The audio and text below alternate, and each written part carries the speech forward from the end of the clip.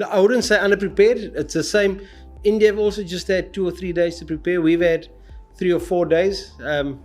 Guys, there's I don't want to say it, but there's a big difference between the two sides. When I say big difference, I'm talking about if you look at the levels of performance that India have got compared to the levels of performance that Bangladesh got, whether you prepare 6 or 7 days or 4 days, there's a big difference between the two sides at the moment. What their bowling attack, what their batting lineup, and it's something that we've got to try and catch up with. We're a long way behind in Test match cricket. If you look at a guy like Virat Kohli's batting record, he's got 26 Test hundreds. All our batsmen together have got 16, 17. So we're a long way behind in terms of Test match cricket, and it's something that we need to address going forward. There's no doubt about it.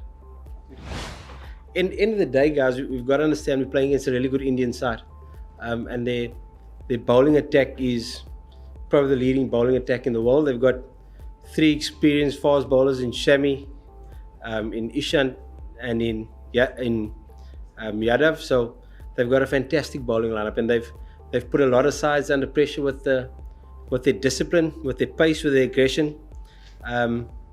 So for sure, it's easy to point fingers at technical frailties, but we're playing against a really good bowling attack. If you look at the numbers between the two batting lineups and the experience of their side compared to our side, they're putting us under massive pressure with the ball at the moment. Yeah, look, I suppose you can say Mushi and Riyad are experienced and Imrul, but Shadman, young player, Mittens only played 6 or 7. So there's still a lot of learning for those young batters to do. But like I say, they're a fantastic bowling unit, and sometimes you just got to say they're on top of the game at the moment, and they're just better than us at the moment. There's no doubt about it.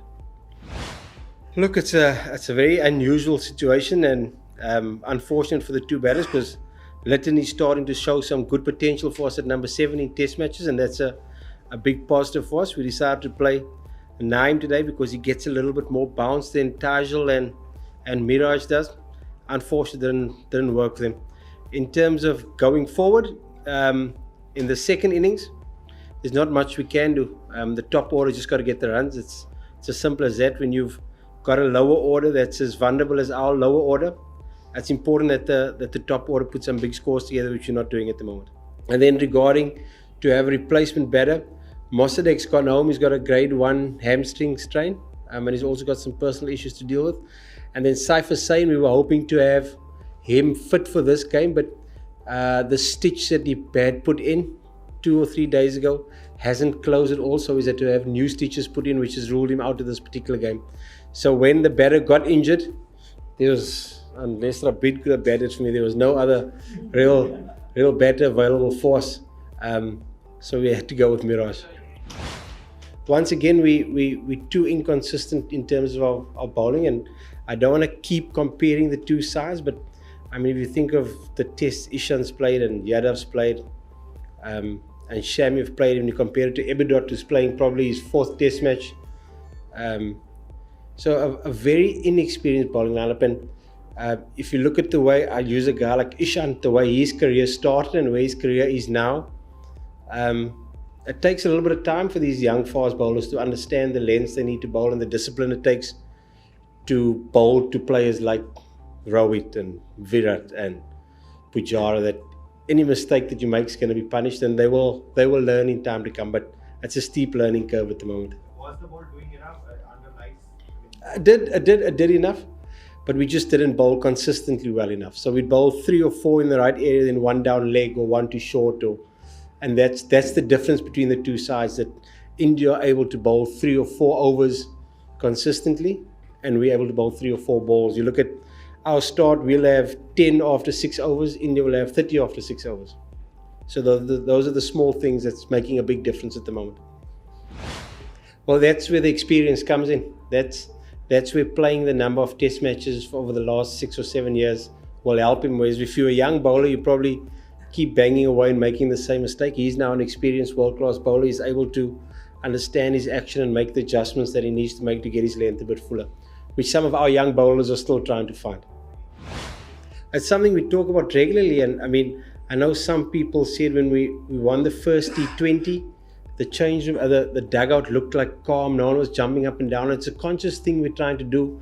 We're trying to make guys not be surprised if we beat India in a game, if you understand what I'm saying.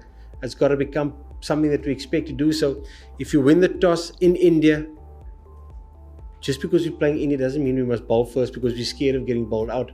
We're trying to make those brave decisions that can benefit us in the long run. And for sure, there's going to be some hurt and there's going to be some disappointments now.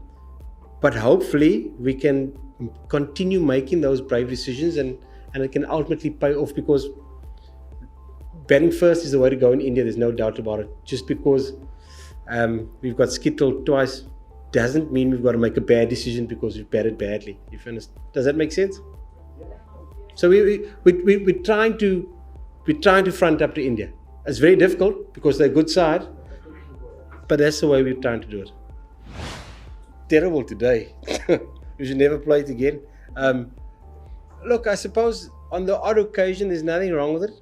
I don't think it's going to be the norm.